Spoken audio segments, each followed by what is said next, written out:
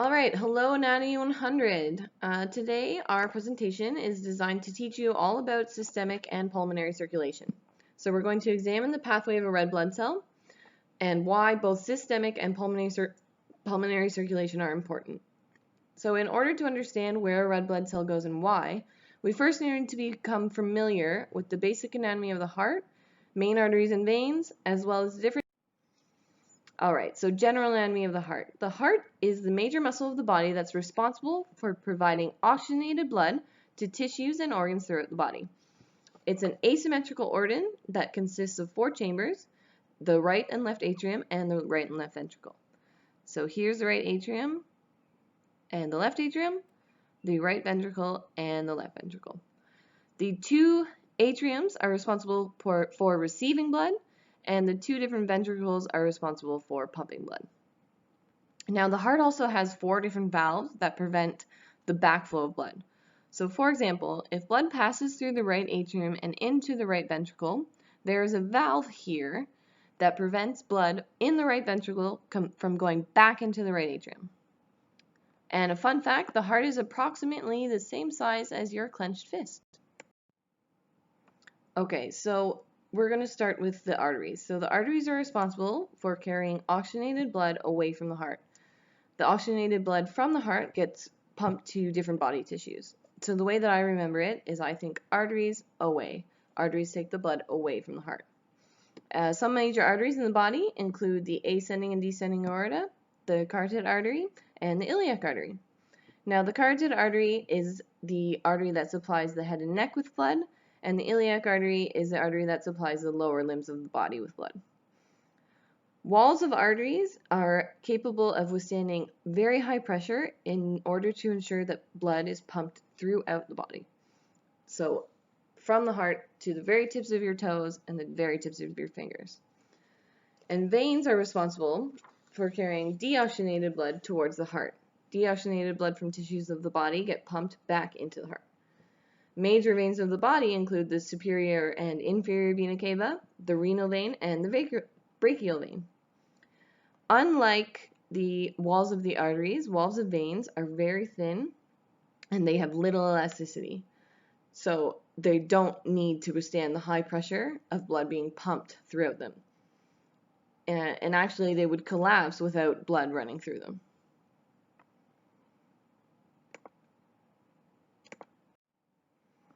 Okay, so now we're going to talk about oxygenated and deoxygenated blood. So the human body has 2 different circulation systems, the pulmonary and systemic circulation. The pulmonary circulation system transports deoxygenated red blood cells that are low in oxygen and high in carbon dioxide to the lungs for gas exchange. And the systemic circulation system transports oxygenated red blood cells that are high in oxygen and low in carbon dioxide to the tissues of the body. Now, how does it do this? It does this by a molecule of protein that's called hemoglobin.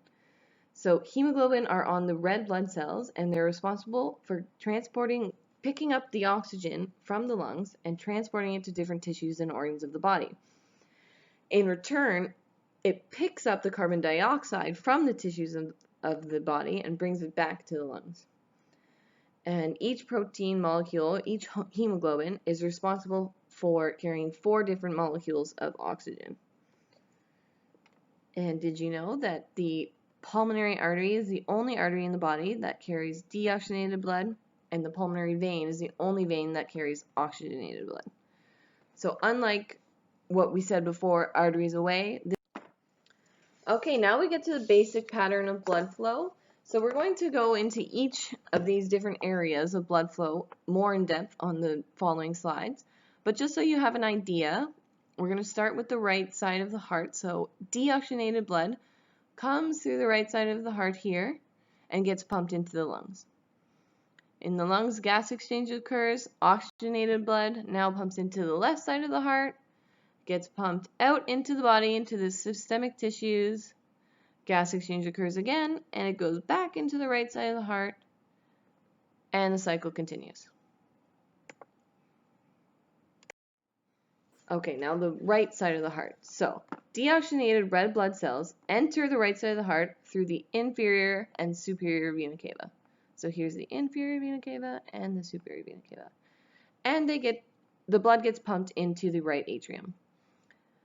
Now then, once the blood is in the right atrium, it gets pumped through the tricuspid valve, which is one of the valves that's responsible for preventing backflow, into the right ventricle here.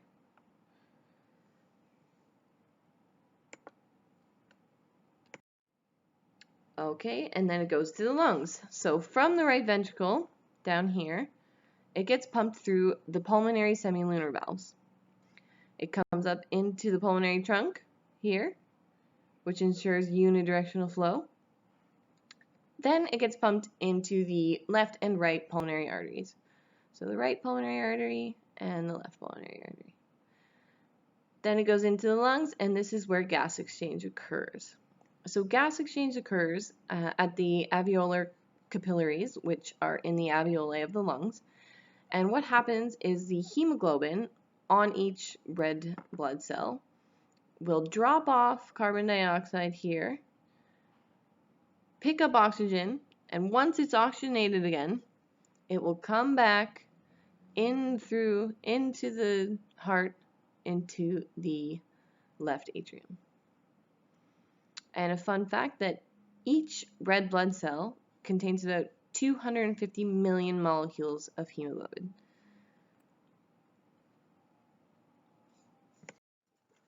Okay, now the left side of the heart.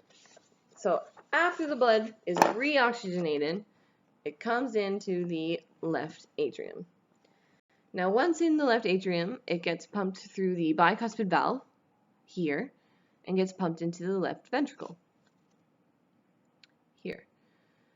After it's in the left ventricle, it gets pumped through the aortic semilunar valves into the aorta and then out to all the different tissues and organs of the body.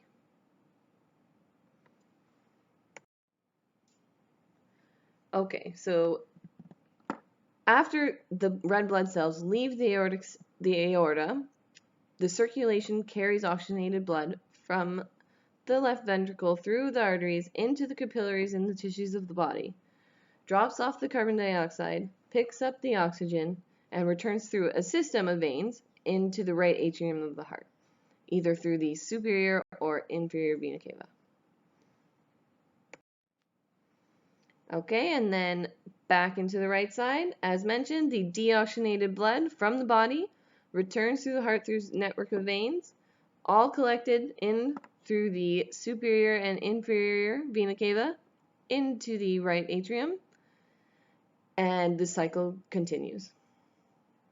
Now, although the circulation system is made up of both systemic and pulmonary circulation, both of these cycles are occurring at the same time. And it only takes about 30 seconds for blood to complete one full cycle. Okay, and for more interest, or if you're having trouble grasping the concepts, you can go to this YouTube video that we found. It was very helpful for our understanding.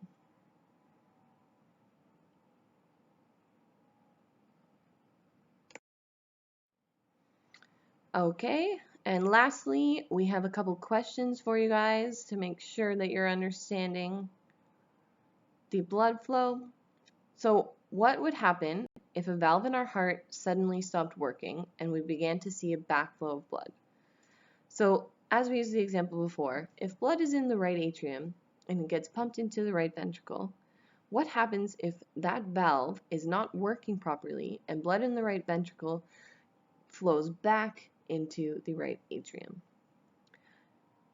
And how would this affect our circulation, both systemic and pulmonary? And then the second question, what would happen if the hemoglobin on our red blood cells suddenly became incapable of picking up sufficient oxygen in the lungs and releasing enough carbon dioxide? And what would the consequences be to the systemic and pulmonary circulation?